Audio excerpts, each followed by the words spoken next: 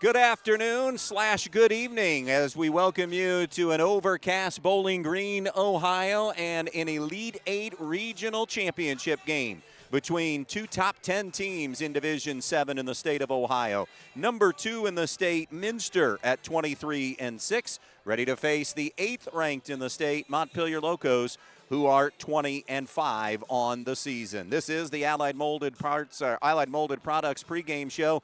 Think inside the box at Allied Molded Products. Glad to again welcome aboard here Montpelier Athletic Director Joe Brigle as we get ready for this matchup. Couple of one-run wins for these two teams. Did it differently. Montpelier had to rally from both teams rallied from deficits, but difference in scoring. Montpelier down 1-0 and 2-1. Came back and won 3-2 on Wednesday evening. Meanwhile, for Minster, they were down multiple runs, a 5-2 deficit, ended up taking a 9-5 lead. Then they had to hang on for dear life in beating New Brigle 9-8. So a couple of battle-tested teams here in the regional, and we think this has the makings of a really good regional championship. Yeah, and watching them both warm up, they're both very fundamentally sound. It's postseason baseball. Survive and advance is the motto. Find ways to win. Both teams found a way to win their respective games 2 days ago. Montpelier's that's kind of been their MO here in this postseason. And, you know, they've been a very resilient group. I'm looking forward to this matchup. Wesley Hartsock is getting the ball for Montpelier today. It's a 1A, 1B situation. Tell us a little bit about Wesley Hartsock from your perspective. Well, Wesley has kind of just bursted onto the scene. He's been he's a baseball player, obviously, but, you know, getting more pitching appearances this year. He has done a really good job for the Locomotives. He's pitched in some big games. And, you know, I know he's a 15, 16-year-old young man right now. He's got butterflies. The weight of the world is on his shoulders right now. But I've got all the confidence in the world. He's going to go out and throw his best game for the Locomotives. Threw extremely well in the extra inning win 6 days ago against Edgerton. In fact, I think had his best inning maybe of the game in that 8th inning. A little adrenaline pumping. Yeah. Montpelier had rallied from 4-1 down, but had his highest velocity, we know, on the final pitch that he threw. So he's already experienced that situation. And you know, at the plate, he has been really good for Montpelier in the postseason. I think their best hitter this entire postseason. I think there's no question with that. Wesley sometimes is his own worst enemy.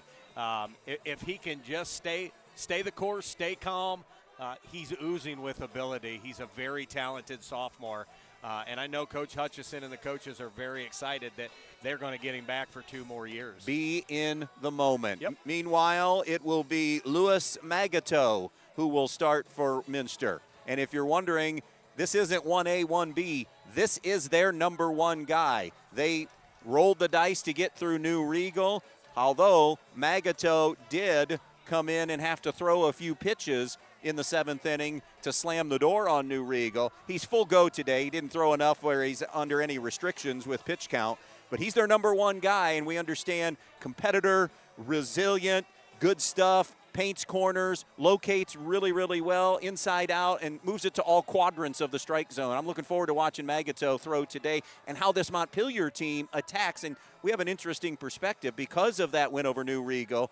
They have, 2 or 3 arms that aren't available because of the pitch count. So I think pitch count is going to be big today. Yeah, I would agree. And I think it's an interesting strategy.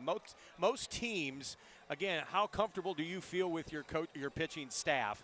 Most teams come out of the gates in the semifinal game and they're going to throw their horse. You know, it's the old philosophy, you got to win game 1 to get to game 2. They chose to rest their horse. They felt comfortable enough in throwing or letting Magato, you know, save him for today.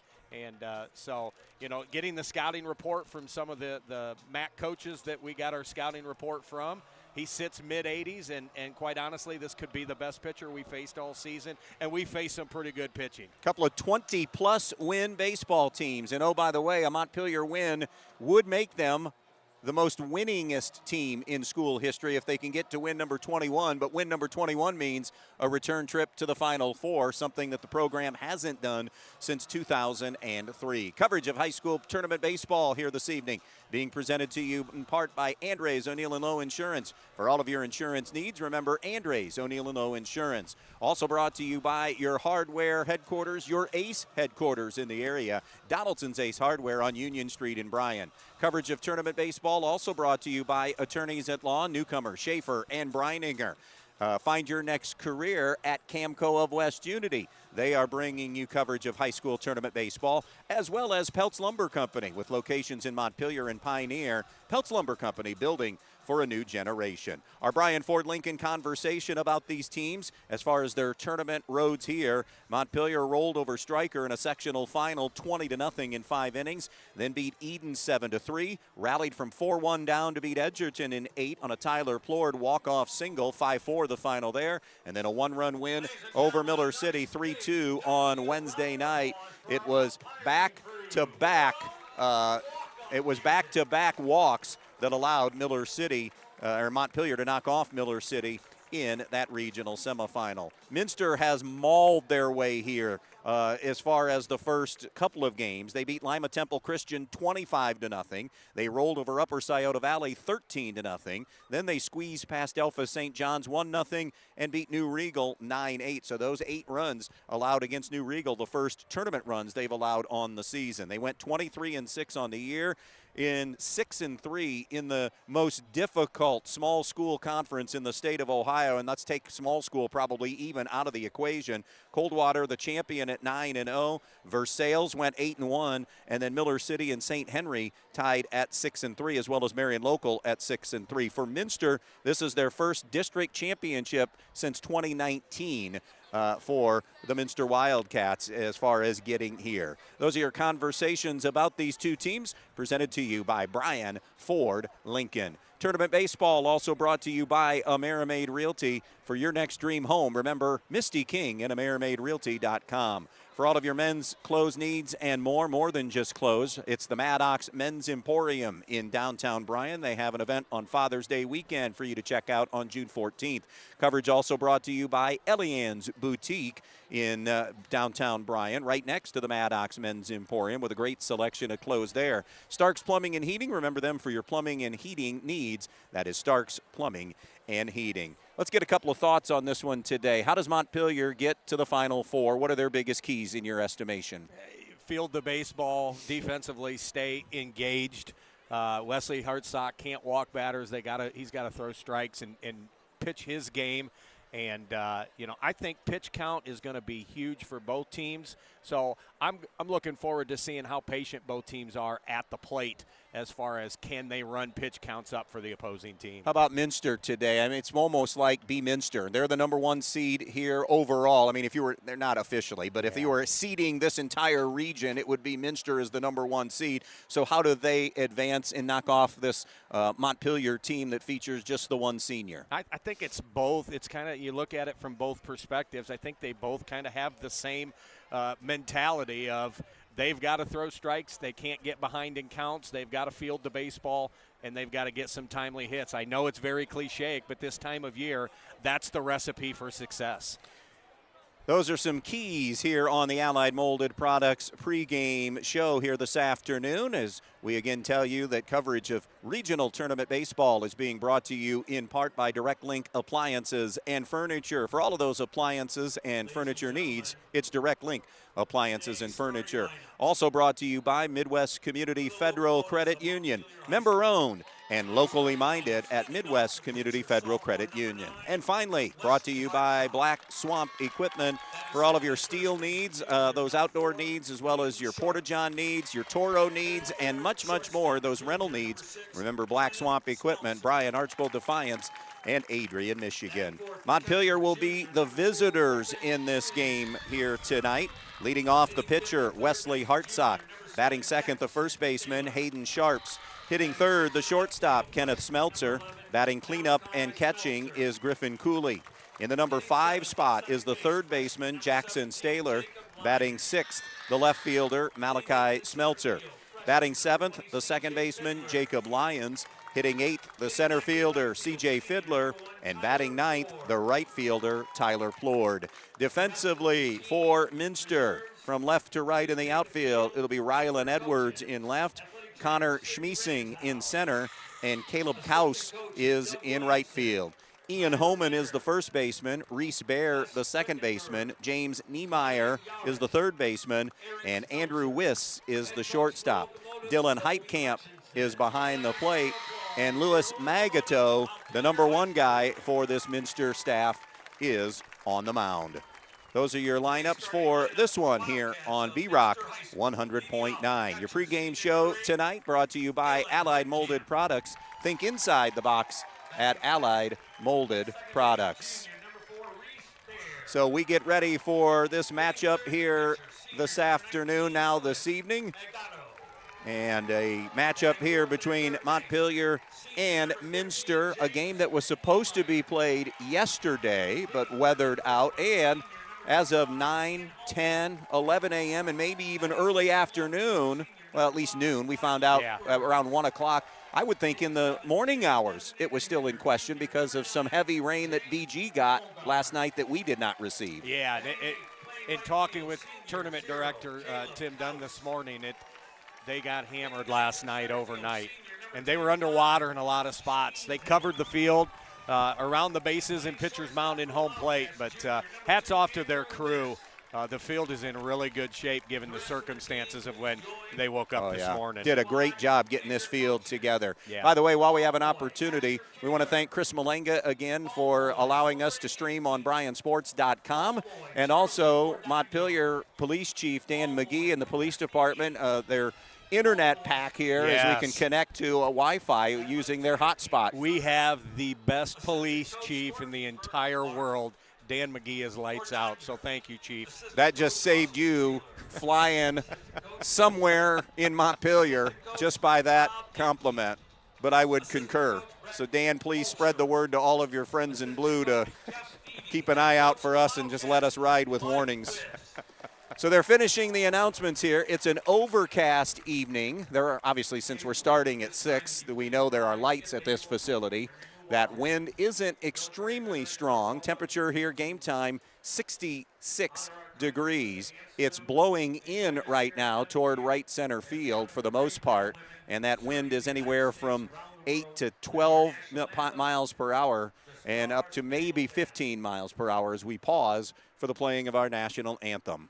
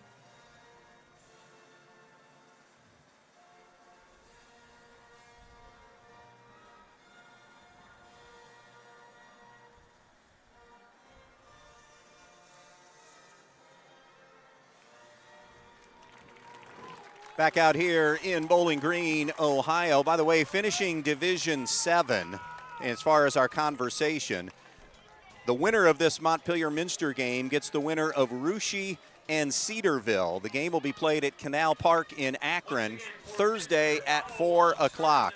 The other half of the bracket is set. Calvert, a one-run winner over Warren, John F. Kennedy, 4-3. And Newark Catholic, 03 Montpelier fans, you remember Newark Catholic, played them as close as anybody had on their schedule that year. They hammered South Webster 9-3.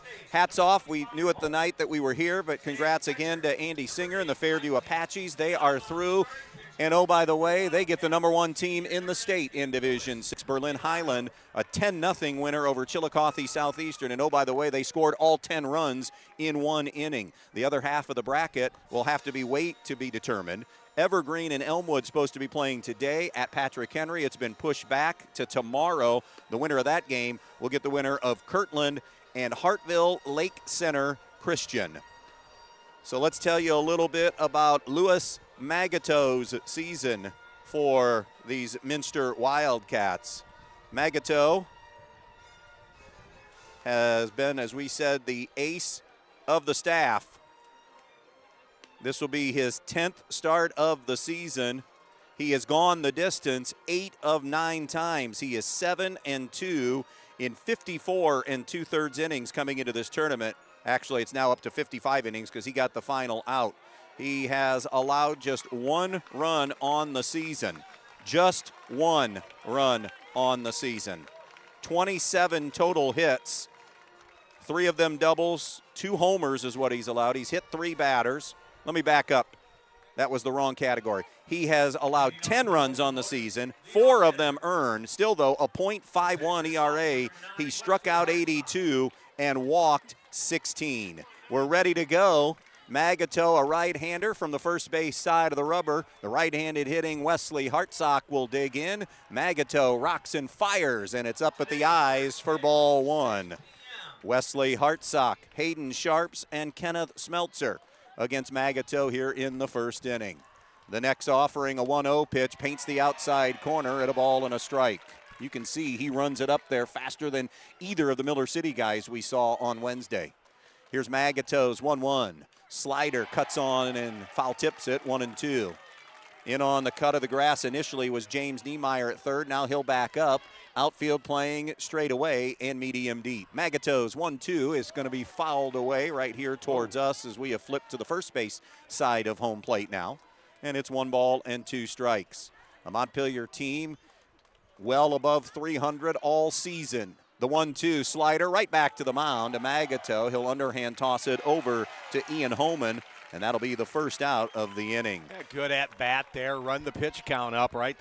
We talked about this before we came on air. That's got to be part of the offensive game plan today for the Locomotives. Good at bat for Wesley Hartsock. Hayden Sharps, a bunt single last time, also a sac bunt and a ground out in his 3 plate appearances on Wednesday. Takes a fastball outside.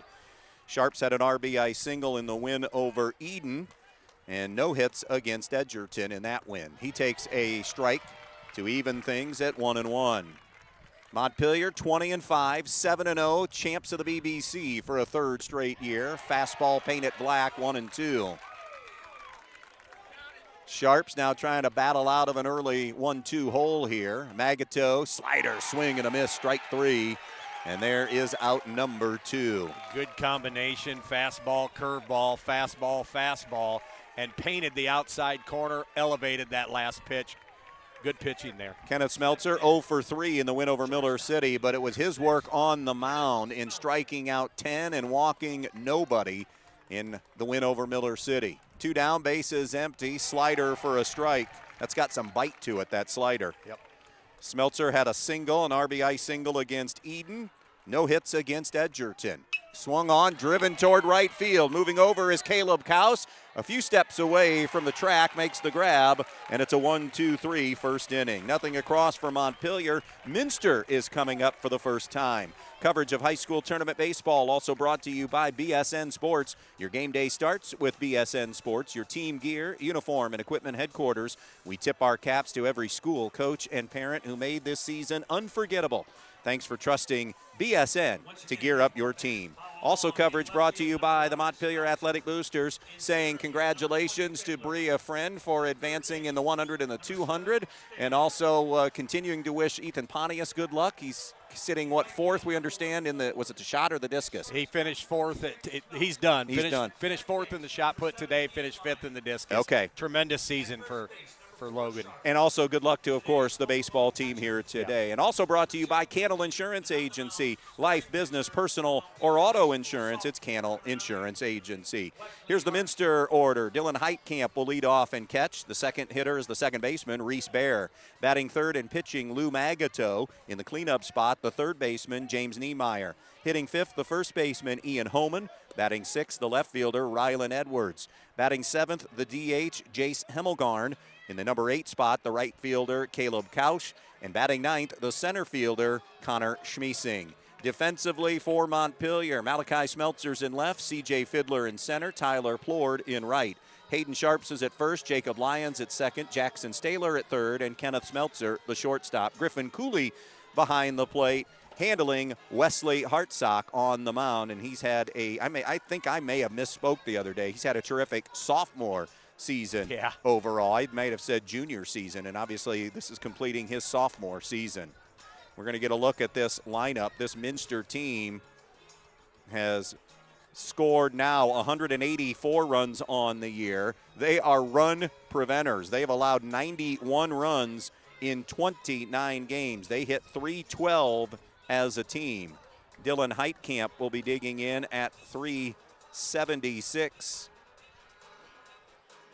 He has driven in 12 runs on the season for this team and has hit no home runs. They've hit 1 home run as a team, and that one belongs to Jace Hemmelgarn. So it'll be Heitkamp, Reese Bear, and Louis Magato. In the win over New Brigle, very un-Minster-like, unstable starting pitching. 11 walks issued, plus 2 hit batsmen and a balk. And keep an eye on if they get runners, get traffic, which we anticipate at some point, some kind of traffic, but they stranded 10 runners in the win over New Brigle and still scored 9 runs. The right-hander Heitkamp to face the right-hander Hartsock, and the first pitch is a fastball low and away for ball 1. 1 ball, no strikes. Your count here. Heitkamp, front of the box, skies one that will twist out of play down that third base line. It's going to be really important, I think, for Wesley Hartsock today to stay ahead in the count on the hill. 1 ball, 1 strike. We're in the bottom of the first, no score. Montpelier and Minster on the Andres O'Neill and Lowe scoreboard. A breaking ball way outside, 2-1. They are here in the regional for the first time in 6 years. Driven straight away to C.J. Fiddler. He does have to go back a couple of steps, but records the first out of the inning. You know, they made that switch late season and put C.J. Fiddler in center and moved Tyler Plord to right field. I think that's been a really good fit. Tyler Plord did a great job in center field. C.J. Fiddler's probably just a little more athletic out there. Left-handed hitting, Reese Bear hitting 362 on the season. No homers, 11 runs driven in. Check swing, no he doesn't. He goes around for strike 1. By the way, if you're thinking base paths, 60 stolen bases coming into this regional tournament. They only have 2 in double figures. So team speed, not quite Montpelier, I don't think. The 0-1, fastball hummed across the outside part of the plate, strike 2. Mike Wiss, the head coach at Minster, 31 seasons in the catbird seat at Minster. Here's the 0-2 pitch, way outside, good spot, good miss at 0-2, so now 1-2. By the way, Magato, the MAC pitcher of the year. They select an offensive, defensive, and pitcher of the year. 1-2 from Hartsock, cut on, popped up, third base side. Staylor going over by the brick wall and makes the grab. That is going to be the second out of the inning. Very nearly ran out of room, but great job, awareness in finding the brick wall. A lot of times you see infielders, outfielders that drift to the spot instead of get to the spot and make the catch. Great job, Jackson Staylor. Louis Magato hitting 344 on the year. He's driven in 25 in that number 3 hole, takes a strike. No homers on the year, has slugged 5 doubles for this Minster offense. 2 down, bases empty, scoreless game, curveball a little bit outside. By the way, the jump from regional semi to regional final also adds an umpire. We have 4 tonight. That's something that was instituted here in the last couple of seasons, and I like that change. I do too. 1-1 pitch, swing and a miss, 1-2. So a ball and 2 strikes on Louis Magato. Hartsock riding the wave of some momentum and adrenaline here. The 1-2 pitch swung on, driven toward the gap in right center field. That'll be the game's first hit. Plord comes over to cut it off and hold Magato to a single. Plus some water out there, I think, still from the rains will slow some balls down, you have to believe. So you think about 1-2, 0-2 type scenarios, right? Too good of a 1-2 pitch. I would agree. That ball's got to be put a little bit higher, a little bit wider. James Niemeyer, 312 average, will dig in. Right-handed batter, medium deep in the box. Coming set at the belt is Hartsock. He comes home with a slider, strike 1. It's a good location. Front knee, tough pitch to hit. 2 down, runner at first. No score here in this one. First base runner of the game belonging to Minster. The pitch. Fastball just a touch inside. 1-1.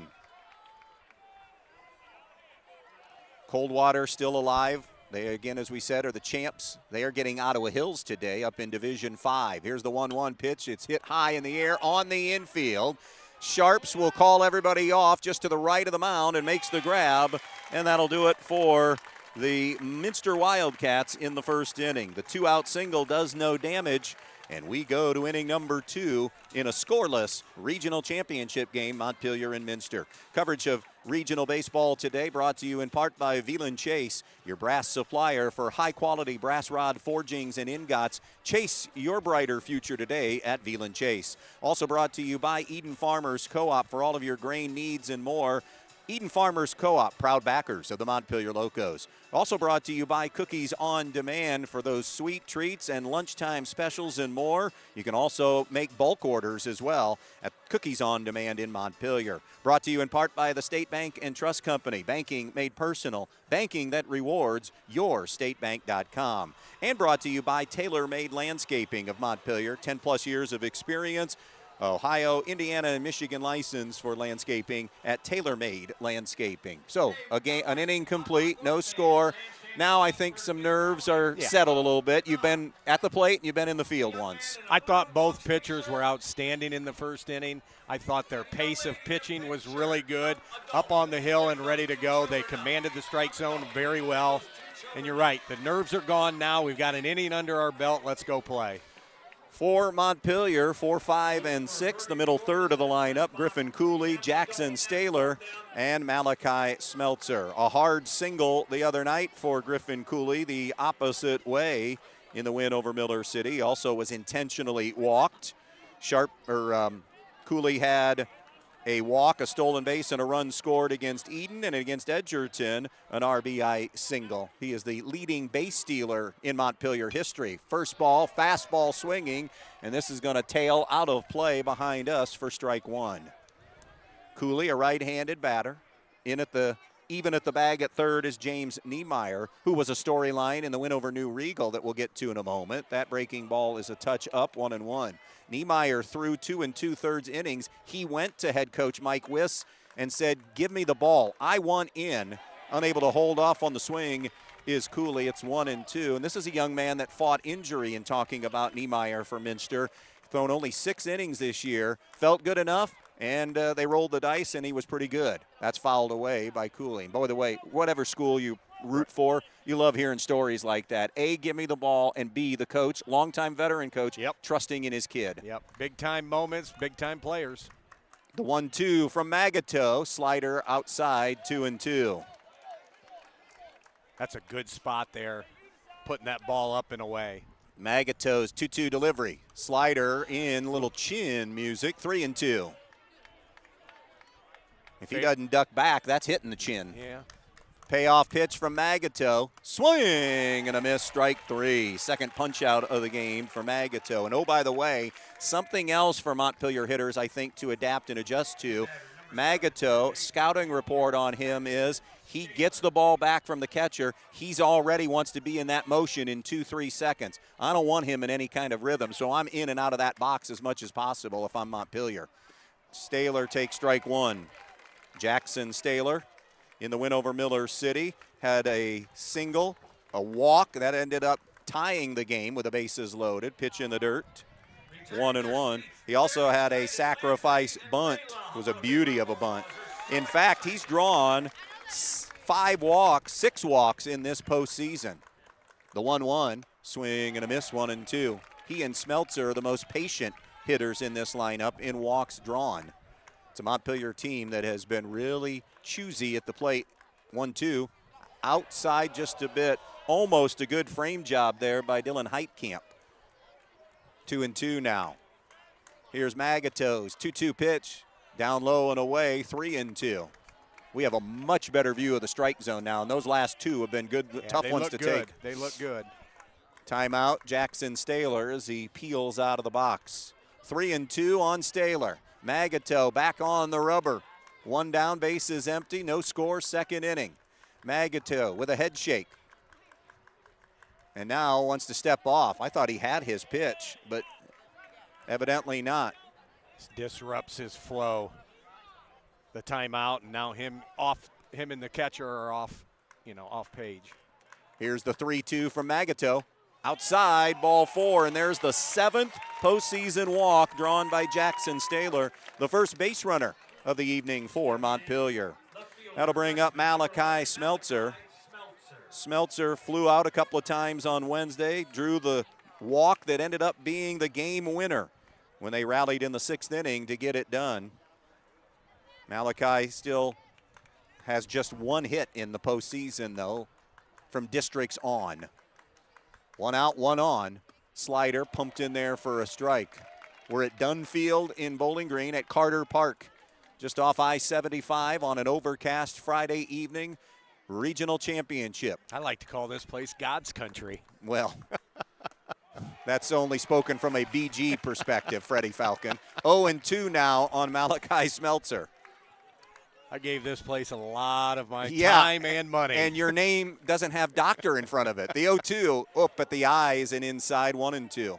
He's done that. That's old school baseball. You don't see up and in that much anymore, and I like it. And this is the point I was getting at with Wesley on that 0-2 or 1-2 pitch.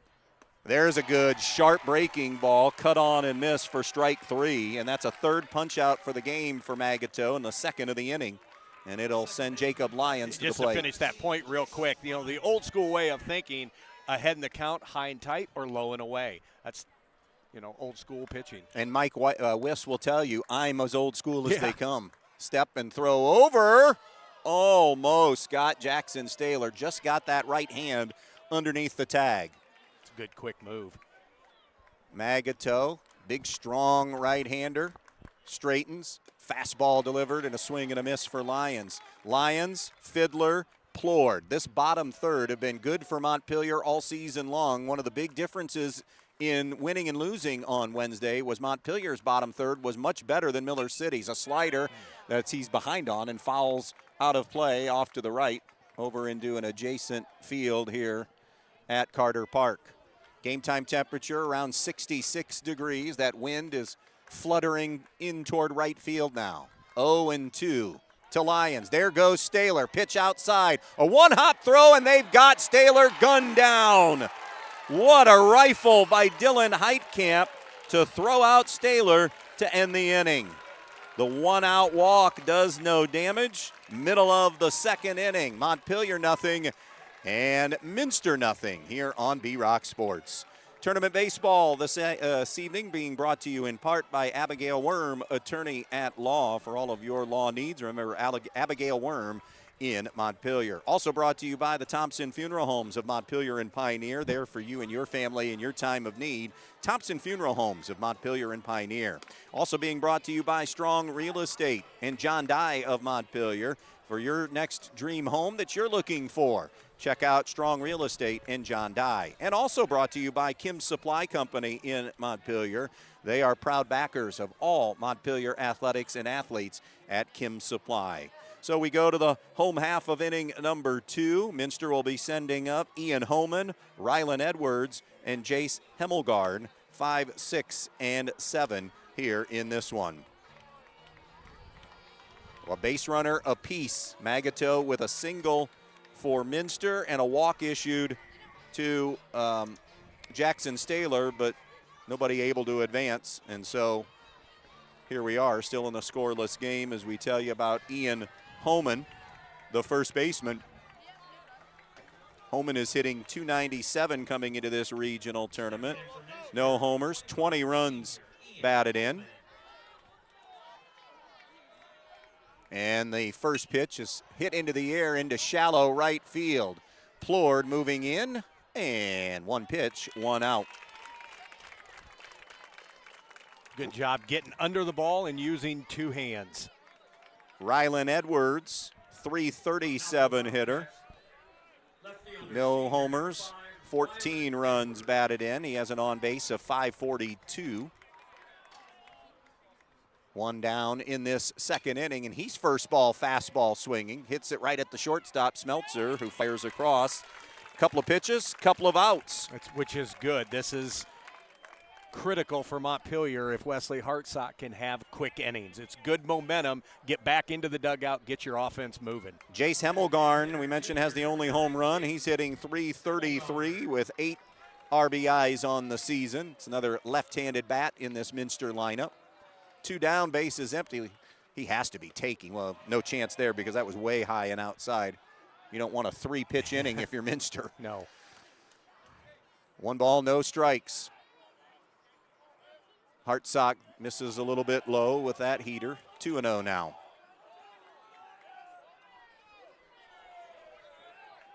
A hit in this game, and it belongs to Magato for Minster. Fouled away off and over the third base dugout. So 2-1 now on Jace Hemmelgarn, DHing for Andrew Wiss, the shortstop. Hartsock, 2-1 delivery. Swung on, skied on the infield. Kenneth Smeltzer says he has it just to the left of second base, makes the grab, and the pop out will end the inning. So, a couple of bagels in this game by both pitchers as we are through 2. No score, Montpelier and Minster.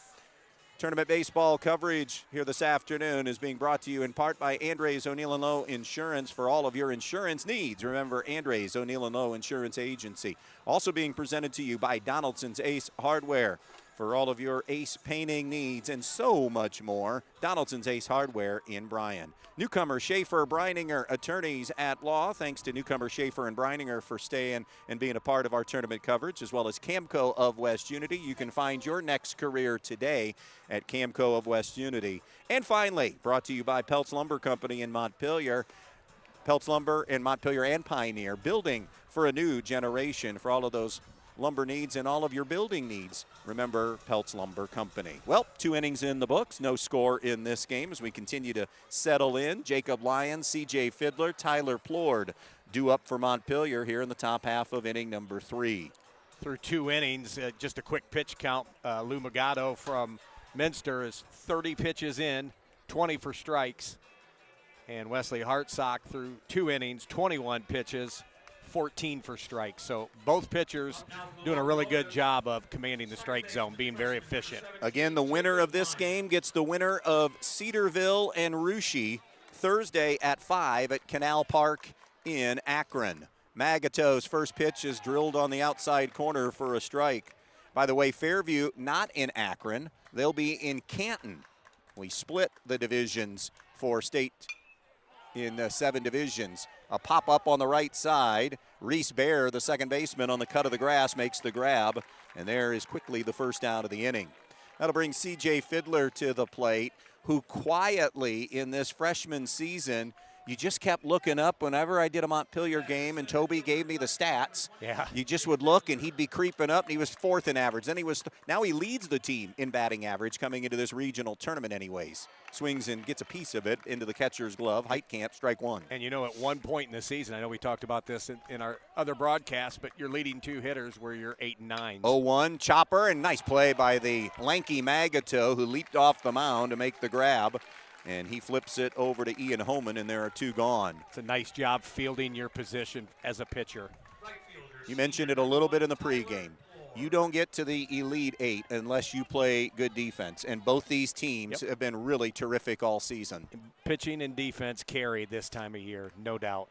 2 down, bases clear, 3rd inning. Scoreless on the Andres O'Neill and Lowe scoreboard. Fastball fisted down the left field line, tornadoing and in foul territory. A diving grab made by Rylan Edwards. How about that? Full extension from Edwards, and the inning is over. What a catch. Right on cue, fantastic defense. Yep, what a catch. I think it was going to be foul. It was. He indicated foul right away. Yeah, but wow, tremendous effort out there. Way to come up with that.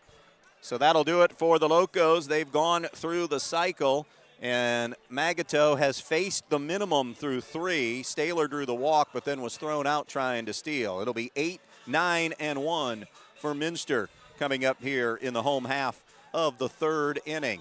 As we tell you, tournament baseball is being brought to you in part by AmeriMade Realty. Go to AmeriMadeRealty.com to find the home that you're looking for today, or see Misty King of AmeriMade Realty. Misty also has 2 terrific stores downtown in Bryan. Maddox Men's Emporium and Elian's Boutique. They bring you coverage of regional baseball.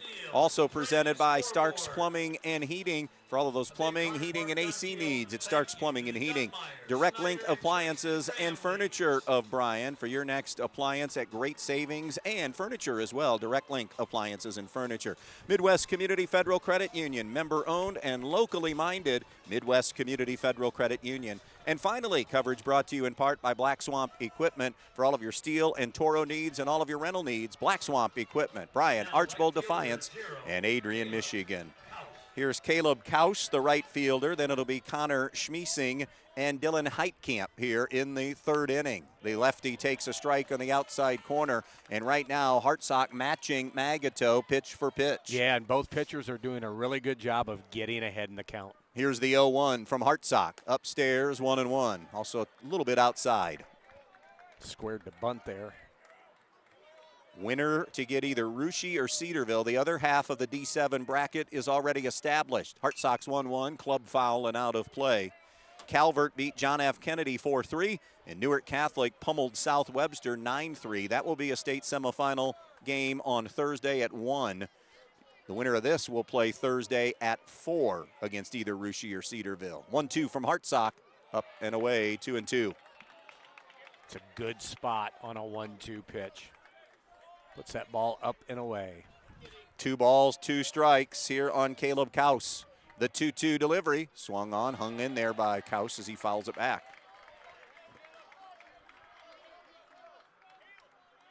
2 years ago, it was North Central in the regional. They lost to St. Henry. Last year, Montpelier in the regional, lost in the semifinals to Fort Recovery. This year, Montpelier to the regionals and advancing to the finals. That's hit foul and out of play, and a shot at the MAC again for a Williams County team, this being Minster. Number 2 in the state, by the way, this year in the final coaches poll, Minster. Yep, Kaus doing a really good job here of just spoiling some of these good pitches. And another 2-2, and he forced a 3-2 count now as Hartsock missed wide and high. So a payoff situation here for the right fielder, left-handed hitting Caleb Kaus. Crowding the plate, payoff pitch, called strike 3, and Kaus is down on strikes. It took to the 8th batter and to get the first strikeout of the game for Wesley Hartsock. That'll bring up Connor Schmiesing, the center fielder. Schmiesing is the right-handed hitting, speedy center fielder. One of the fastest on the team. Takes a fastball a little bit high, ball 1, if not the fastest on the team. 1 ball, no strikes. Rocking and firing his Hartsock way high and inside, 2-0. Been quite a run here for Montpelier. 20-win season again, 20-5. The 2-0 delivery swung on, hit foul and out of play. 2-1. Minster 23-6, tied for 3rd in the MAC at 6-3. Coldwater, your undefeated champs, at 9-0. And again, playing Ottawa Hills, I believe today. A 2-1 from Hartsock. Just misses a little bit outside, 3-1. That'll be a good matchup, by the way. That's a good Ottawa Hills team. Their top 3 arms are all considered aces. Boy, Chris Hardman's done such a fantastic job. Curveball missed at 3-1, so a 1-out walk to Connor Schmiesing. And we're back to the top of the order, and Dylan Heitkamp. We told you about running. They don't steal a lot of bags.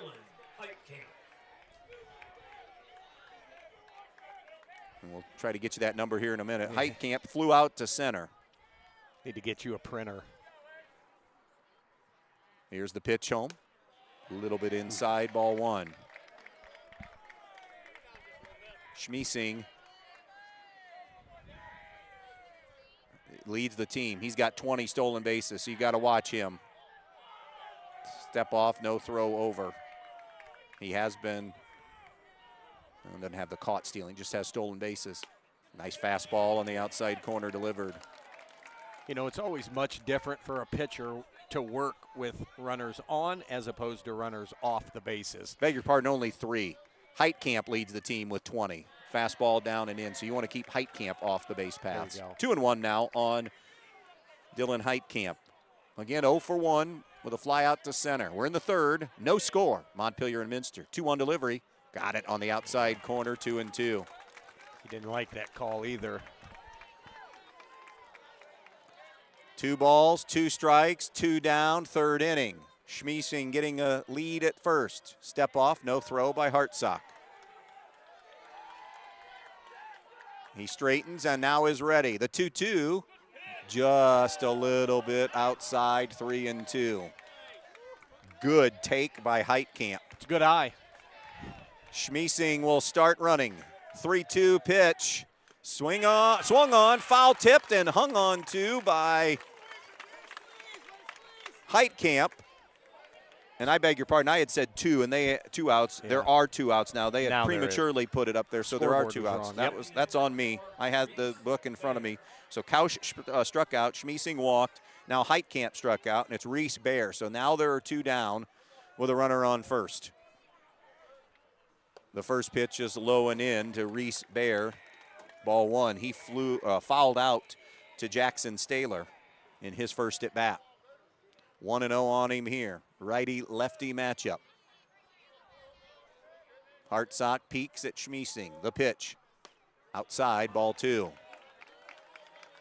Wesley's falling behind here in this inning on 3 out of the 4 batters he's faced.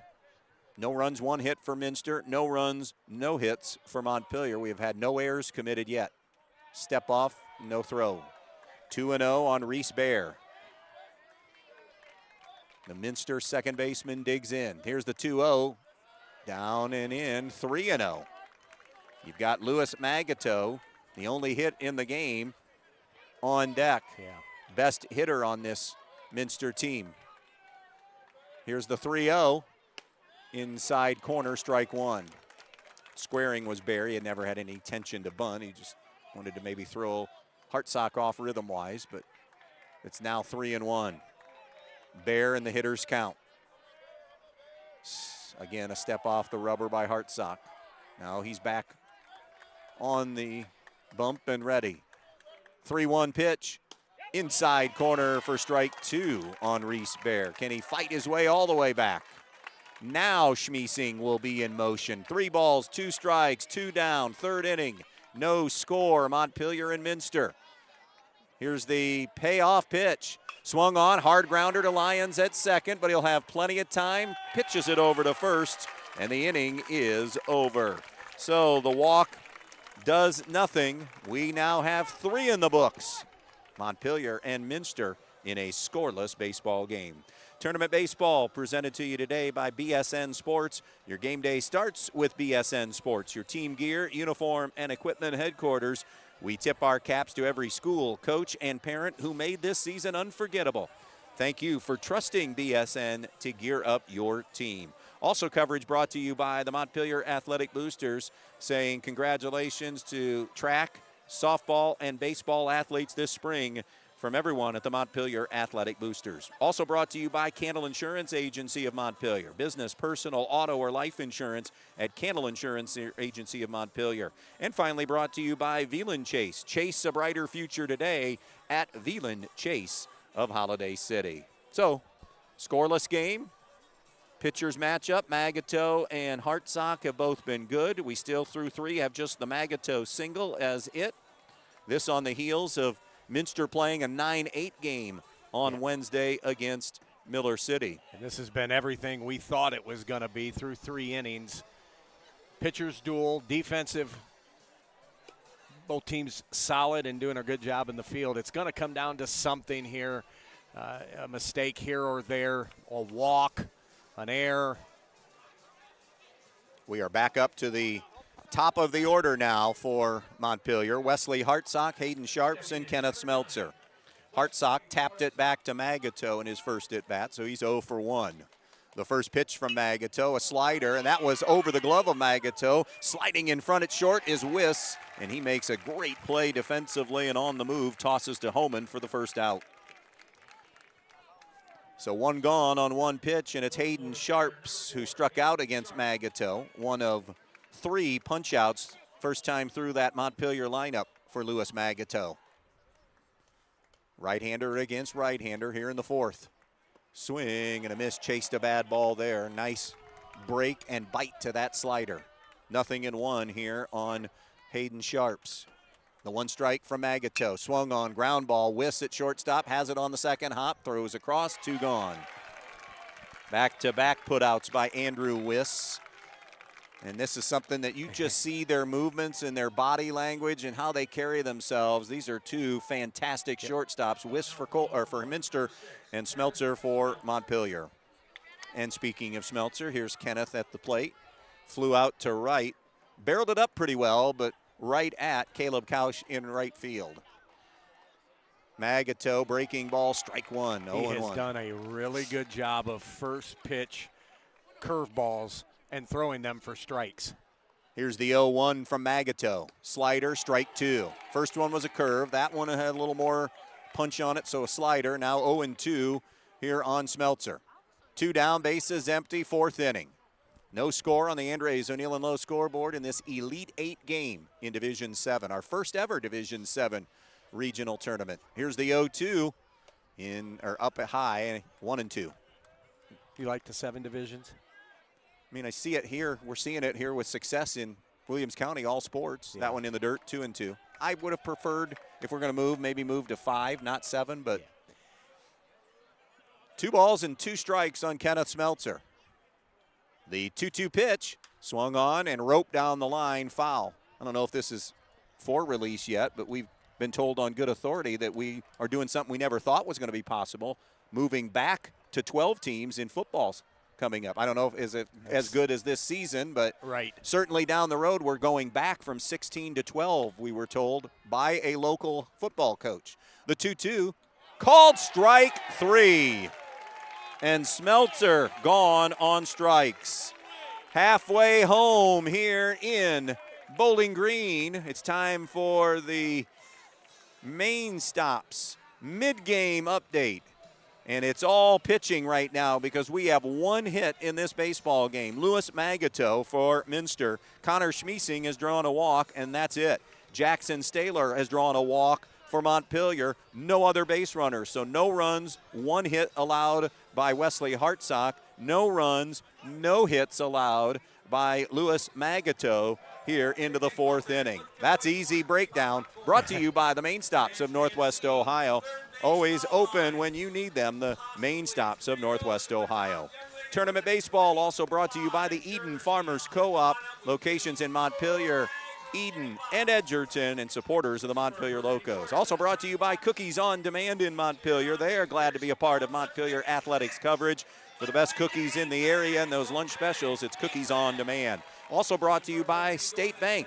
Banking made personal. Banking that rewards. YourStateBank.com. And finally brought to you by TaylorMade Landscaping of Montpelier. 10+ years of experience in the landscaping business. TaylorMade Landscaping in Montpelier. Home half of the 4th inning, no score.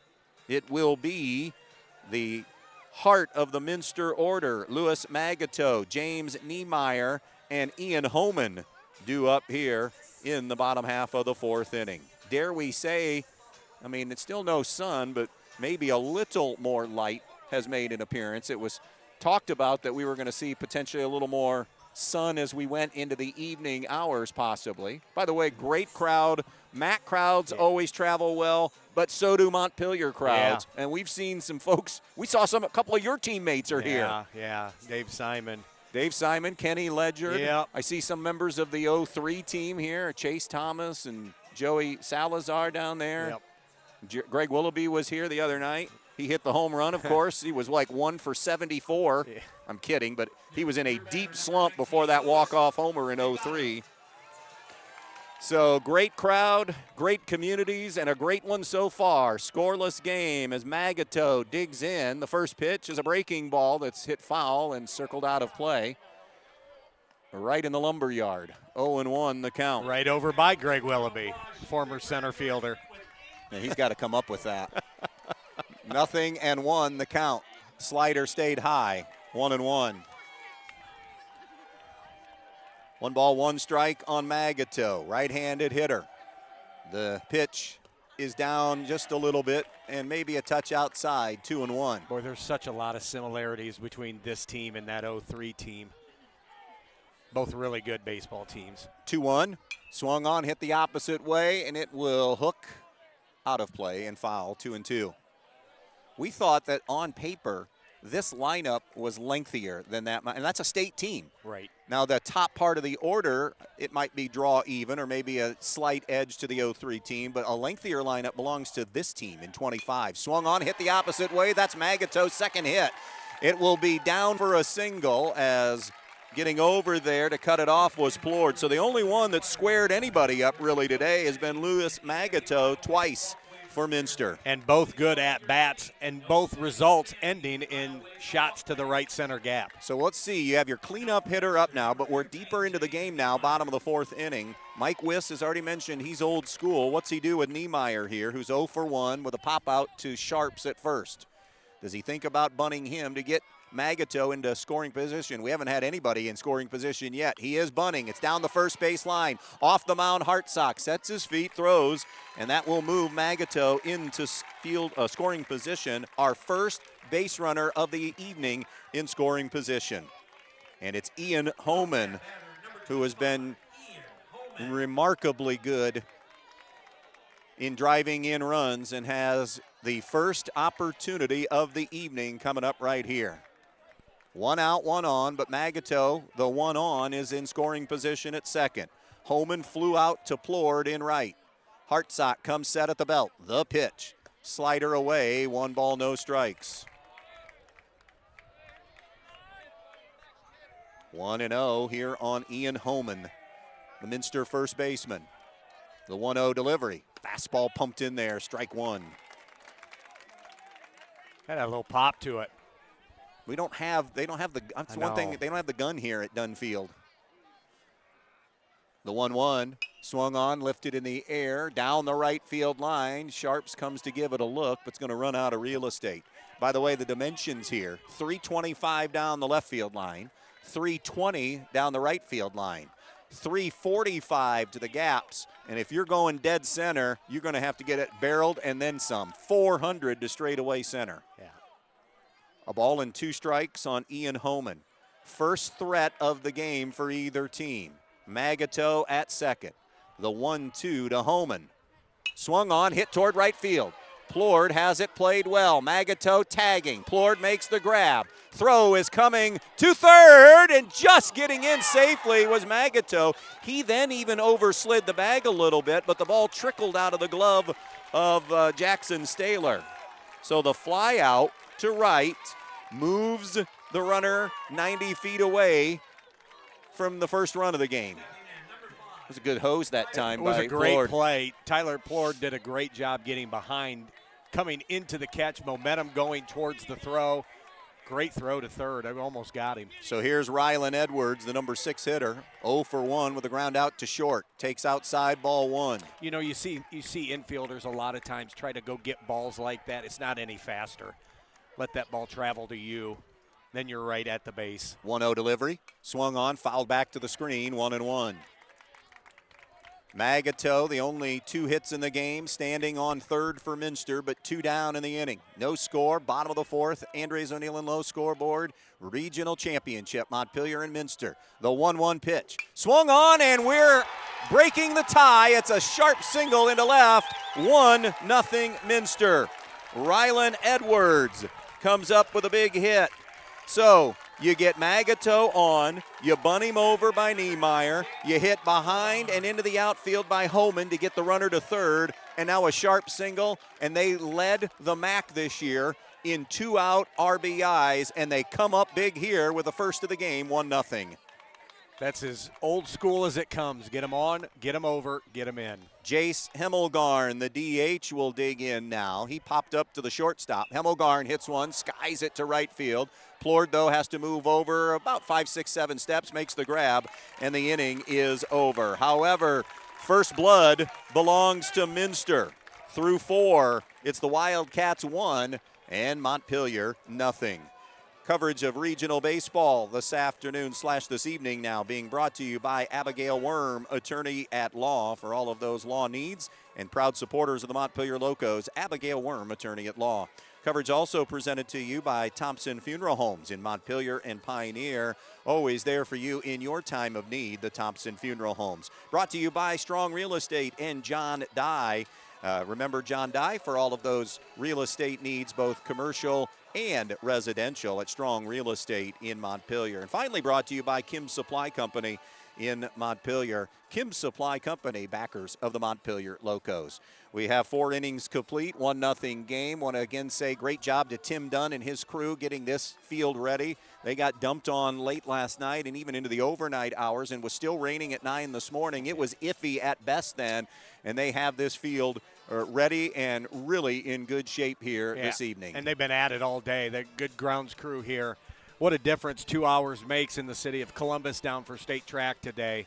Sunny, and with the humidity, it was almost 90 degrees.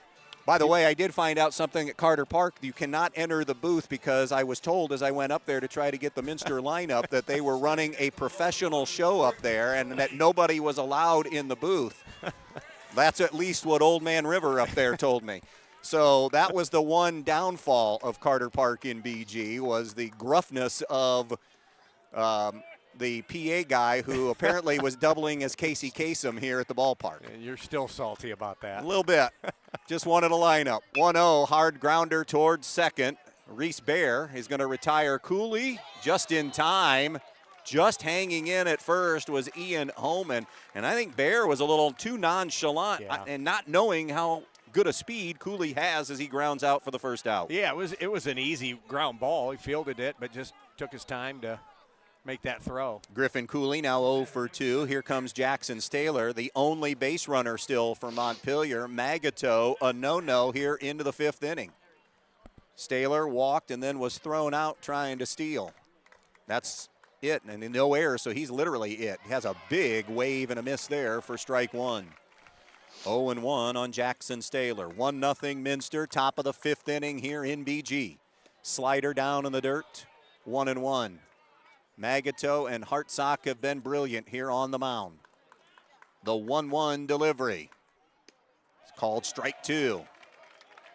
It's 1-2 now on Jackson Staylor. 1 ball, 2 strikes. The next offering just missed outside, 2-2. That's too close to take. 2-strike approach here. Called strike 3. He froze Staylor, who wasn't, he thought that pitch was a little bit outside and is framed for out number 2. Magato, by the way, as Malachi Smeltzer will dig in. 5 strikeouts on the afternoon now for Louis Magato. Malachi Smeltzer has a strike drilled right down Broadway. He struck out his first time. 2 down, bases empty, 5th inning. Minster leads Montpelier 1-0 in the regional final. And that hit the bat or the hand? It hit the hand of Malachi Smeltzer as Magato went up and in. So a 1-out base runner for the Locos as Jacob Lyons will come up. So we've had Staylor on, or 2 outs. 2 down, I beg your pardon. A 2-out base runner for Montpelier. Jacob Lyons popped out to Reese Bear at second. They're checking on Malachi Smeltzer, and they'll get one of those gloves on him there, the base stealing glove. So 2 down in the inning. Digging in the right-handed hitting Lyons. A short lead for Smeltzer. Lyons takes a strike. 43-11, these two teams combined coming in. Minster 23-6, Montpelier 20-5. Magato's one strike delivery, swung on and missed by Lyons. It's now 0-2. Magato again, rhythm pitcher, likes to get rid of it in about 2-3 seconds. Here's the 0-2 delivery, upstairs 1-2. I'm just really impressed with the way Magato pitches. He's up and down and in and out, and location has been spot on. Timeout Lyons, as he'll make Magato think. That's a good timeout in the box too.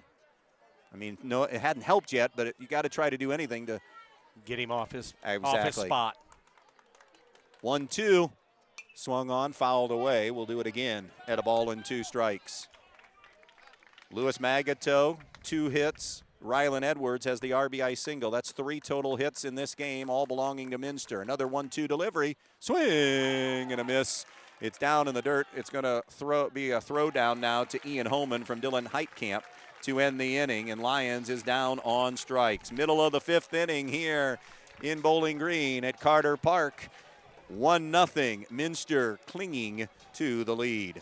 Tournament baseball for today, and these sponsors, well, we'll circle back to them later in the game because we want to make sure we talk about our all-game sponsors when we can. We will tell you that tournament baseball is also brought to you by BSN Sports. Game day starts with BSN Sports, your team gear, uniform, and equipment headquarters. Pitch count situation now, through 5 for Magato and through 4 for Hartsock. Yep, Lou Magato, 58 pitches, 41 for strikes. Wesley Hartsock's at 60 pitches, 36 of them for strikes. And if you missed the pregame, in the 9-8 win over New Brigle, they had guys that went long. Kausch can't throw again. I don't think Kettman can throw again, and I'm not sure that – I don't think Niemeyer can throw again either. He went 2 2/3 innings, so those are 3 arms that are beyond the pitch count. So basically, if you're Mike Wiss, now I'm sure there's other options for Minster, but basically you go to Lou Magato and say, regional final, this is your game today, big fella. That's right. You're our guy, and we're going to ride you as long as those pitch counts allow us. It would have helped Minster if we played tomorrow at noon, which was the backup plan. Well, the backup to the backup plan. We already moved from Thursday to Friday. Here's Caleb Kausch, the right fielder, left-handed hitter, who swings and twists it back foul. He's 0 for 1 with a strikeout. Here we are in the bottom of the 5th inning, and Minster and Montpelier are both finishing their 2nd time through the lineup because of great pitching today by Magato and Hartsock. The 0-1 is wide, 1-1. Again, a Montpelier baseball team that loses only Tyler Plord. That's it. 1 ball, 1 strike. The next pitch, swung on, hit the opposite way, jam job into left field. Moving over, Malachi Smeltzer makes the grab, and that's out number 1. Got it in on the hands. Little inside-out swing and went oppo there. Sliced right back into the left fielder, Malachi Smeltzer. Connor Schmiesing, who walked his first time up.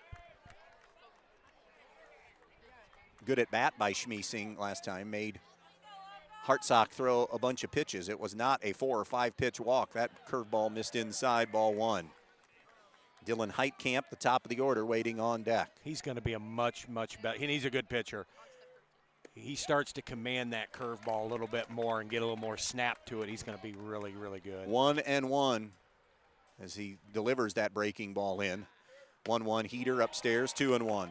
Again, just completing his sophomore season. So he and Smeltzer are 1A and 1B again next year. And oh, by the way, here's a 2-1, curveball strike 2. I saw Hayden Sharps do a great job against a fantastic Final Four Fairview team. Yeah. That's not a bad option for your third pitcher. No. Here's a 2-2, down in the dirt, 3-2. Another great at-bat out of this 9-hole from Connor Schmiesing. They look at him and Heitkamp like Montpelier looks at Plord and Hartsock in a double leadoff situation, 9-1 here.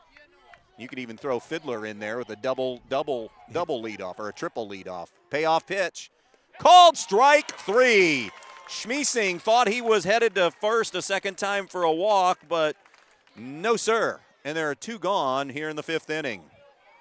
Good front knee pitch there right on the outside corner. Good location. Dylan Heitkamp, 3rd time through the order now for Minster, 0 for 2 with a fly out and a strikeout in this one. Takes a slow curve for a strike. 1 run in this game scored in the 4th on an RBI single by Rylan Edwards for Minster as they nurse a 1-0 lead. Another 0-1 curveball that's inside, 1-1. Outside corner has been given a little more liberally than the inside corner. I think this has been a really good strike zone. I would agree. If you get a call, it seems to be more outside than inside, I think. 1-1 now the count here on Heitkamp. Check it, 2-1, a ground ball, sharply fouled down the third baseline. So that'll even the count now at 2-2. I think a lot of that, though, is your pitcher on the mound, too. I think these are two outstanding pitchers. If you can command pitches, you're going to get a lot of times the benefit of the doubt. Deuce is wild, 2 balls, 2 strikes, 2 outs, home half of the 5th inning, 1-0 Minster. 2-2 delivery, outside, ball 3. We're in the Elite 8 here in Division 7. Winner to get either Russia or Cedarville Thursday at 4 in Akron. 3-2, up and away, ball 4. Heitkamp aboard for the first time, and this is your speed demon. 20 stolen bags coming into the regional tournament. We didn't get box score on the New Regal win. We almost have to assume you score 9. Heitkamp was probably on base and probably got a couple in that game, but 20 coming into the regionals. Has a decent lead. Will they test the arm? They're going to throw over right away.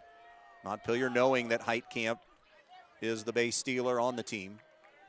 Left-handed swinging Bear, 0 for 2. Reese Bear fouled out and grounded out. There goes Heitkamp, and it's a hit and run. It's shot into right field. Making the turn is Heitkamp. He'll dig for third, and they're on the corners on the hit and run, executed to perfection by Reese Bear and Minster. Good time to execute the hit and run, and had a good jump. Might have had the bag stolen outright. And not a bad time here maybe for Eric Stantz. He's a couple of steps out to check on the play that's on. I thought maybe not a bad time to go out and talk a little to Wesley Hartsock, because this is our first double runner situation of the game. First and third, and 2 outs for Louis Magato, who they have not retired yet.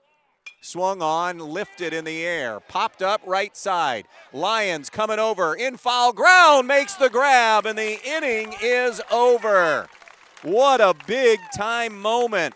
And it was the best hitter on the team that they got in Magato on the foul out officially. It was a step into foul territory, and Lyons did a great job of tracking it and then making the grab to end the threat. So they leave 2 on with 2 outs, and we stay a 1-0 baseball game moving in to inning number 6. Want to thank our terrific Montpelier people that are bringing you coverage of today's game, including the Montpelier Athletic Boosters, Cannell Insurance Agency, Veland Chase, Eden Farmers Co-op, Cookies on Demand, Tailor-Made Landscaping, State Bank with a location to serve you in Montpelier, Abigail Worm, attorney at law, Thompson Funeral Homes, John Dye and Strong Real Estate, and Kim's Supply Company in Montpelier. Huge thanks to all the advertisers that have been with us through this run since we had our devastating fire. This was our only option in doing something. We are able to stream thanks to Chris Malenga and the Bryan Sports Network crew on youtube.com/Bryan Sports, and also to Dan McGee and the Montpelier Police. We have our hot spot here that we're connected to, and it's all kind of come together for us here in this postseason. Will it come together for Montpelier? 6 outs to try to survive and advance. They have a walk-off win in the postseason already in 8 innings over Edgerton in the district final. They had to rally in that one, down 4-1. They were down twice on Wednesday, 1-0 and 2-1, found their way back and got a win in that one on Wednesday night, and now it's 8-9-1 for the Locos here. So you're guaranteed that heart of the order to come up at least one more time in a 1-run game. Yep, got to be a little more patient now. Get a runner on, that's the start, right? Find a way to get a runner on, a hit batter, a walk, a base hit. CJ is 0 for 1, little tapper back to Magato on the mound. Righty-righty matchup. Magato from the first base side of the rubber digs in, fires home, blitzes a strike, and it's 0-1 on CJ Fiddler. Playing him to bunt. Third baseman's up tight. Niemeyer creeping, and a wave and a miss by Fiddler, and he's quickly in an 0-2 hole. Not bunting now, so back goes James Niemeyer. 0-2 on Fiddler. The 0-2 swing and a foul tip. Fiddler hanging in there. So far, Montpelier, no hits through 5. Smeltzer, that's Malachi, hit by a pitch, and Jackson Staylor walked, the only base runners. The 0-2, called strike 3. See you later for out number 1. 7 strikeouts now on the evening for Louis Magato. And here's Tyler Plord, who fouled out to Rylan Edwards. Edwards made that sprawling play in foul territory and down the left field line. A bunt attempt by Plord. He offers at it, can't get it down. Plord is famous for he has a bunch of bunt singles on the season. Just trying to jumpstart this Montpelier offense. Again, squares, pulls back, swings and misses, and now he's down 0-2. We're in the 6th inning of a 1-0 game, Minster and Montpelier. 0-2 on Plord. The delivery, up and away, 1-2. Just find a way here. Got to find a way to get on. 1 ball, 2 strikes. Magato. No, he did not. He offered, and it's strike 3. Back-to-back strikeouts for Magato. Now 8 on the evening. And we're back to the top of the order in Wesley Hartsock. And here in the 6th, it's the 3rd time through the lineup. Wesley is 0 for 2 with a ground out back to Magato and then a ground out to Andrew Wiss at shortstop. Magato in that zone. The first offering. Breaking ball just a little bit low and away. Again, has walked only 1 and has hit a batter to go along with the 8 strikeouts in this game. Minster on top, 1-0 in the 6th. Swung on, drilled into left field. A grab made again by Rylan Edwards. To his knees this time, sliding toward the infield. And I mean, that thing was barreled by Hartsock, but right at Rylan Edwards. And the inning is over. Nothing across again for Montpelier. A Magato no-no through 6. And it's 1-0. Minster on top as we move to the bottom half of the 6th inning. He barreled it, hit a barrel there. He sure did. Good play.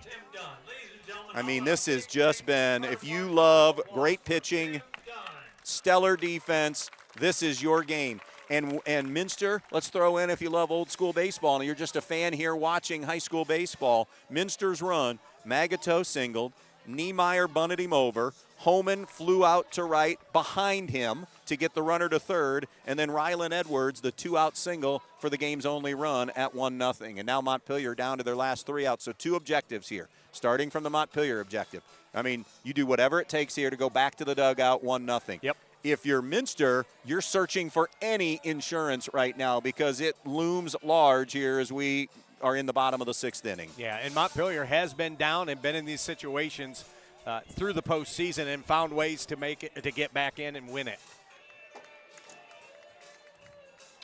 So coming up for the Minster Wildcats, it'll be 4, 5, and 6. James Niemeyer, Ian Homan, and Rylan Edwards.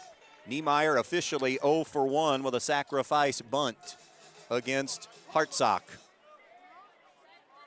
Righty-righty matchup here to open the 6th inning in a 1-0 game. The first offering. It's a curveball down in the dirt. 1 ball, no strikes here on James Niemeyer. And a 1-0 pitch. Fastball just a bit wide, 2-0. Niemeyer, the young man we mentioned earlier that had thrown only 6 innings, he was going to be a big part of the Minster rotation until some arm troubles. But came back, 3-0 now he's ahead. Came back when they were in some trouble, tried to steady and did steady the ship when they were down against New Brigle, and as important of 2 2/3 innings as you'll see. 3-0, down low, ball 4, and a 4-pitch walk to James Niemeyer. And there's your insurance run aboard at first. See if Homan bunts him over now. He's 0 for 2 with 2 flyouts as Eric Smeltzer takes the stroll out to the mound. And again, if you're just joining in and you know a little bit about Montpelier baseball, Eric is the acting manager for a 2nd straight game. Head coach Toby Hutchison serving the second game of his 2-game automatic suspension for being ejected, arguing against with the home plate umpire against Edgerton. So if they do advance, he would be able to be back in the saddle and coach in the Final Four. But what a luxury to have an Eric Smeltzer on your staff as a former head coach at North Central to be the acting head coach, and has done a great job finishing against Edgerton and here in the regional tournament. He's been a terrific addition to that coaching staff, and Coach Hutch will tell you the same thing. He brings a lot of experience, a lot of calmness, and a lot of baseball knowledge. What was that conversation with Wesley Hartsock? Settle him down through 4 straight balls. And again, as I said at the beginning, Wesley sometimes is his own worst enemy. He's got so much talent, just needs to settle down, throw strikes. And he's been good all day today. That's the first 4-pitch walk issued. He's only walked 3 on the afternoon. It'll bring up Ian Homan again, 0 for 2 with 2 flyouts to right, and he takes ball 1. So 5 straight balls delivered now by Wesley Hartsock. We're in the bottom of the 6th inning, 1-0 Minster with the lead. Hartsock stares in, comes set at the belt. The 1-0 pitch, squaring, getting the bunt down is Homan. Coming out from behind the plate, Cooley sets his feet, retires Homan. And again, small ball executed to perfection by Minster as they get a runner into scoring position. And as that play was taking place, the first sacrifice bunt, Montpelier got caught out of rotation, meaning the third baseman, Jackson Staler, was in trying to cover the bunt. Shortstop Smeltzer did not make his way over to third base. We were fortunate that time, executed that rotation much better. Rylan Edwards 1 for 2 with an RBI single, takes a called strike. He's driven in the game's only run. Edwards another chance here, an enormous insurance run looming. Swung on, ground ball up the middle. It'll slide into center field for a base hit. Fiddler is charging. Here comes Niemeyer. Throw is not going to be coming through, and it's 2-0 Minster as Rylan Edwards delivers again for the Minster Wildcats. That's some clutch hitting by that young man. Outfield's playing extremely deep. That was just a slow roller right up the middle of the box there. Didn't get but 12, 15 feet to the outfield. Easy score. And the 1-out single makes it 2-0 Minster. Jace Hemmelgarn 0 for 2 with a pop out and a fly out here this evening. Hartsock ready to deal. The pitch. Curveball, that's driven toward right field. It's going to be over the shoulder grab made by Tyler Plord. He just stole extra bases away. Great play, Tyler Plord. That's a tough play going towards the line, reaching up, snag that ball opposite. I mean, it's just an uncomfortable situation or position to be in. Great play. And as I was saying, it's going to be over his head. Yeah. It was over his head, and he snatched it and snatched a double and probably a third run away for the time being. 2 down. Caleb Kausch takes a strike on the outside corner. Kausch is 0 for 2, caught looking, and then flew out to Malachi Smeltzer in left field. 2 down. Rylan Edwards at first, 2-0 Minster. Stepping off is Hartsock. No throw over. 0-1 the count. Winner to get either Russia or Cedarville in the state Final Four Thursday at 4. A fastball missed outside, ball 1. Calvert and Newark Catholic are already in the state semifinals in Division 7. 1-1 the count on Caleb Kausch. Hartsock's 1-1 pitch. Kausch takes a little bit low. Did he offer? He did. So Kausch tried to check his swing, unable to do so. As the immediate appeal, Mike Wiss is talking down to that third base umpire. It's a ball and 2 strikes now on Kausch. Joe Pennington down there at third base. That's the only one we knew. Yeah. I forgot to check with Tim Dunn to get the umpiring crew, but it is Joe Pennington. Admin somewhere in Northwest Ohio, formerly at Defiance, I know. Formerly Defiance, yeah. 2-2 on Kausch. I think Holgate, but not sure. But a really good umpire. Well deserved to get this assignment. 2-2, just outside, ball 3. So Rylan Edwards, the hero offensively today, has driven in both runs, will be set in motion here. 3 balls, 2 strikes, 2 down. Runner at first. Payoff pitch.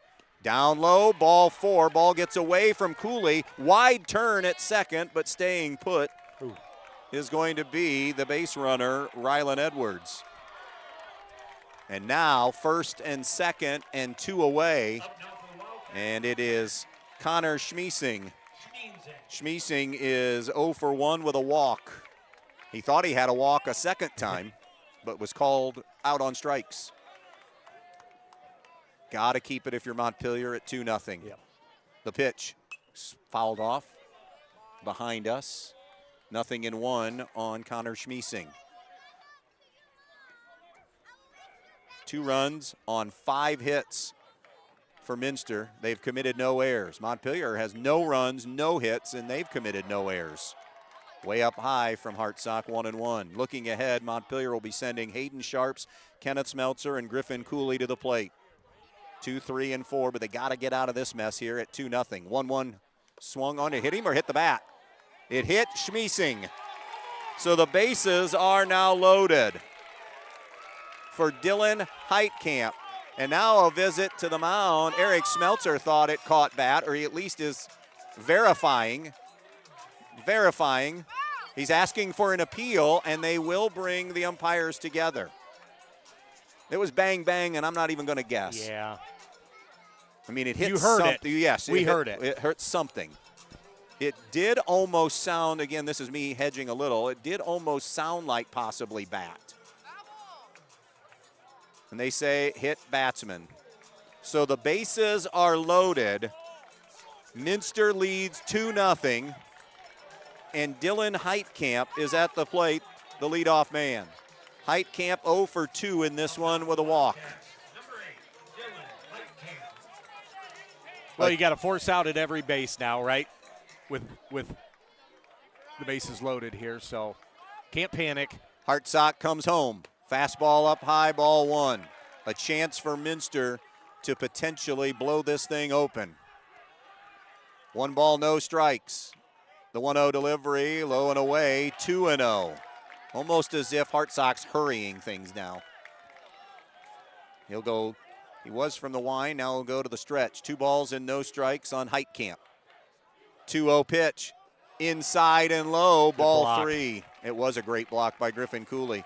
And if I'm Heitkamp, I'm certainly taking 1 and maybe 2 in a 3-0 count. Yeah, I don't think this is any doubt. This is a take all the way. And back to the windup, and it's ball 4, and it's 3-0. An RBI for Heitkamp. Edwards scored that run. And now Eric Smeltzer comes out to the mound. And things have unraveled here for Montpelier in the home half of the 6th inning as they now trail 3-0.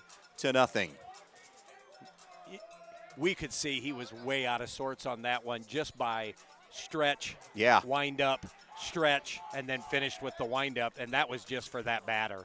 And that's it for Wesley Hartsock. They're going to move him to third, and they're going to bring Jackson Staylor in just to try to get this last out of the inning. Can't close the book yet on Wesley because he's responsible for all of the base runners on base. It'll be Jackson Staylor who will come to the mound. Just a flip-flop of positions. So this whole inning started fairly harmlessly, and then they've been able to cash in since then. As Niemeyer walked, Holman sacrificed him over, and then the RBI single by Rylan Edwards, his second RBI single of the game, made it 2-0. A fly out to right by Hemmelgarn, then a walk to Kausch, a hit batsman to Schmiesing, and then that loaded the bases, and a walk by Heitkamp has made it 3-0. And we're not going to diminish anything. Wesley Hartsock pitched an outstanding game. Just got himself into a jam here. 99 pitches, 52 of them for strikes, 5 2/3 innings, 5 hits, 3 runs, all earned.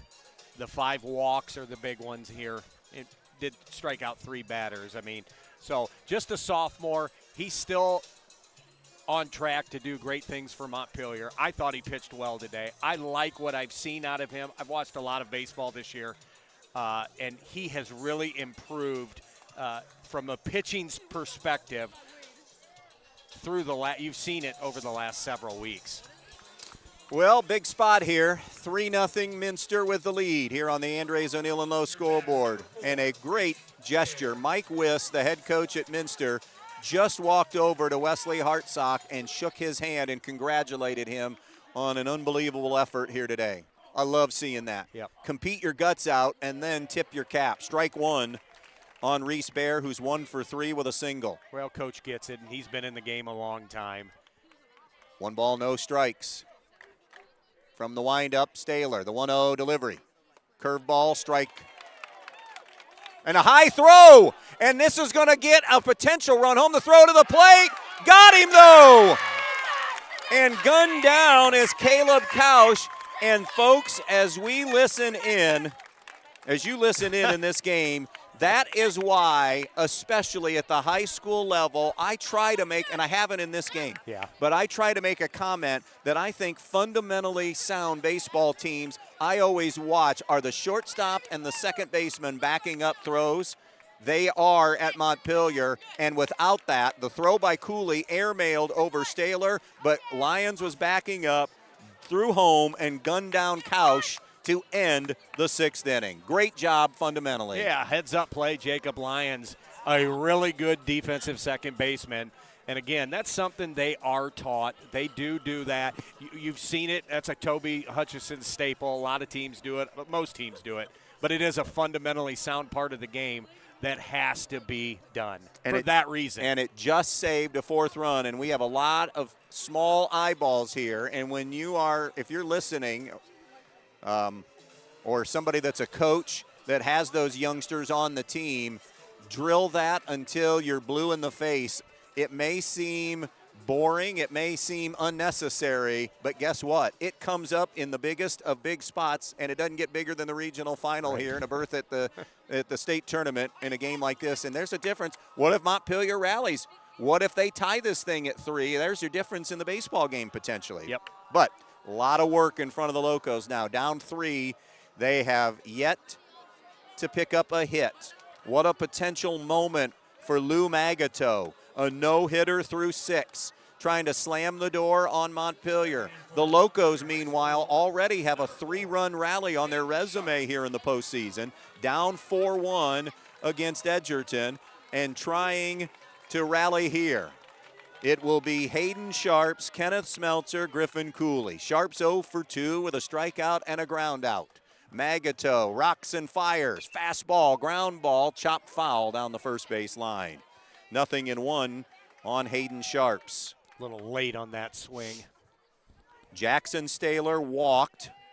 Malachi Smeltzer hit by a pitch. No other base runners for Montpelier against Magato, who has pitched a gem. The 1 strike. Fastball waved at and missed. 0-2 to Hayden Sharps. 0-2. Magato ready, fast. The 0-2 pitch swung on, fouled away by Sharps. He'll hang in at 0-2. So that does officially 3 runs, 5 hits, 3 strikeouts, 5 walks through the 5 2/3 innings by Hartsock. Down low, 1-2. Staler, meanwhile, goes a third of an inning and nothing across. Timeout granted to Hayden Sharps. 1 ball, 2 strikes on Sharps. Back on the rubber goes Magato. And the 1-2 delivery. Called strike 3. Absolutely froze Sharps with a terrific slider. 9 strikeouts on the evening now for Magato. And now it's Kenneth Smeltzer, who's 0 for 2, a fly out to right and a strikeout. And the first offering, Magato drills a strike. Boy, sometimes you just have to tip your cap to the other guy on the mound, and this has been the case for Magato so far. The 0-1, curveball, bouncing ball, up the middle, Wiss gliding to his left, throws on the run, 2 gone. Not only are they an out away now from a regional championship, Louis Magato is an out away from a no-hitter in the biggest game on the biggest stage of his young life. And it's up to Griffin Cooley to keep this thing alive for Montpelier. Cooley 0 for 2 with a strikeout and a ground out. 2 down, bases empty. 7th inning, the pitch. Fastball cut on and missed, strike 1. Minster faithful feeling it here. The 0-1 by Magato. Curveball, bounce foul, and the Locos are down to their final strike now. 0-2 on Griffin Cooley. 0-2 to Cooley. Right-hander against right-hander. Magato pumps it home. Fouled and drifting. Coming over and running out of room is Dylan Heitkamp. So Griffin Cooley hangs in at no balls and 2 strikes. A run in the 4th, 2 in the 6th for Minster in leading this thing 3-0 on the Andres O'Neill and Lowe scoreboard. Outfield, medium deep, straight away for Cooley. Magato a strike away from a no regional championship. Magato stares in, has his sign. The 0-2, breaking ball just missed. It's a good eye. What a take by Cooley. 1-2, Montpelier stays alive for at least another pitch. Magato Come ready. Back with that breaking ball. 1-2, up a little bit, 2-2. Minster wanting both calls, not going to get either. 2-2 on Cooley. And both 2 pretty good pitches. They really were. Magato unflappable today. 2-2 pitch. Swung on and missed. Strike 3. And that is ball game. A 10th strikeout to put an exclamation point on a regional championship game no-hitter. Minster 3, Montpelier 0, and the dream ends for the Locos in the Elite 8. What a terrific high school baseball game as Louis Magato and Wesley Hartsock, I should say, dueled for 5 innings, and then Minster breaking through for a couple of insurance runs to chase Hartsock in the 6th, and now the handshake line and mutual respect as Montpelier went toe-to-toe with the MAC in the regional championship game, and absolutely nothing to hang their heads about. Most felt that this was Minster's regional from the beginning. They are the number 2 ranked team in the state for a reason, and Montpelier battled this baseball team, but it was Louis Magato, and as we said there in the 7th, there are times you just have to tip your cap to the other team's guy, and it was Louis Magato today. There is no controversy. This was all Louis Magato handcuffing a really good Montpelier lineup as he tosses the no-hitter with, let's make sure we're official, 10 strikeouts. 1, 2, 3, 4, 5, 6, 7, 8, 9, 10 punch-outs. He walked only 1 and hit a batter in this game. The big bats in this game swung by Rylan Edwards. He was 2 for 3 for Minster with a couple of RBIs and a run scored. So Rylan Edwards, our best one tire in service, best plays as he figured into all 3 runs for Minster, and will also throw in as the co-best play. You throw a no-hitter in a regional final, you got to get something, and we give that to Louis Magato. Best one tire, where the best costs less. Minster marches on at 24-6. Oh, by the way, other than Rylan Edwards, we do want to say Louis Magato was 2 for 3 with a couple of singles as well in that game for the Minster Wildcats. Montpelier, meanwhile, will see their dream season end at 20-6. This was their first regional championship game appearance since 2003, and they lose only Tyler Plord to graduation. So our 4-county area, buckle up. Montpelier is your regional favorite again coming up in 2026 with all the parts back, including the top 4 arms coming back for this Montpelier baseball team. Hey, we have several thank yous we want to make mention of. We wouldn't have done the district and regional tournament without the help of Chris Malenga and BrianSports.com. Here at the regionals, thanks to Montpelier PD Chief Dan McGee for loaning us the internet power pack so we could pick up Wi-Fi coverage, hotspot coverage here, so thanks to them.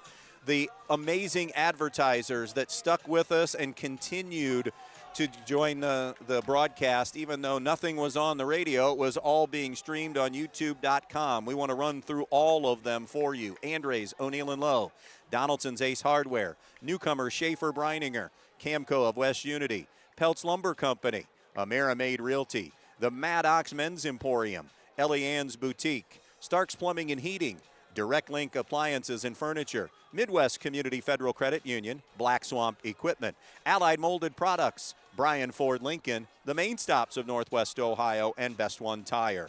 The Montpelier area businesses a part of today's regional tournament coverage include the Montpelier Athletic Boosters, Candle Insurance Agency, Veland Chase, the Eden Farmers Co-op, Cookies on Demand, State Bank, Tailor Made Landscaping, Abigail Worm, Attorney at Law, Thompson Funeral Homes, Strong Real Estate in John Dye, and Kim's Supply Company of Montpelier.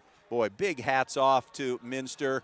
An incredible baseball team showing utmost class, from head coach Mike Wiss going over to congratulate Wesley Hartsock on his year, to the handshake line where you could just see Montpelier earned the respect of the third place team from the MAC, the best conference, small school conference in all of Ohio and arguably across the United States.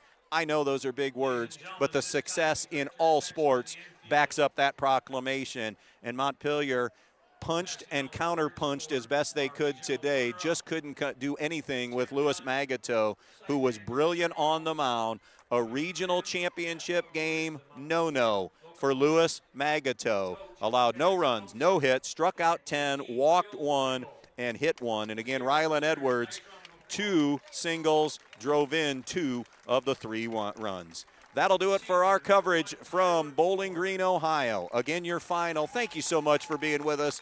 Football, basketball, and baseball season. We look forward to late August and the return of high school sports in the 2025 baseball season. Best of luck to Fairview in Division 6 in the state semifinals. Best of luck to Evergreen tomorrow as they play in the regional championship game in Division 6 baseball as well. Wouldn't that be fun if they kept winning and if Fairview Evergreen state title game materialized? That's when it would happen. Again, our final today here on youtube.com/Brian Sports. Montpelier falls to Minster as they win it 24-6. Or I'm sorry, Minster moves to 24-6. Minster wins it 3-0 as Montpelier closes out a run to the regional final, 20-6 on the season. 3-0 Minster, your final. Have a great rest of this June weekend. So long, everybody.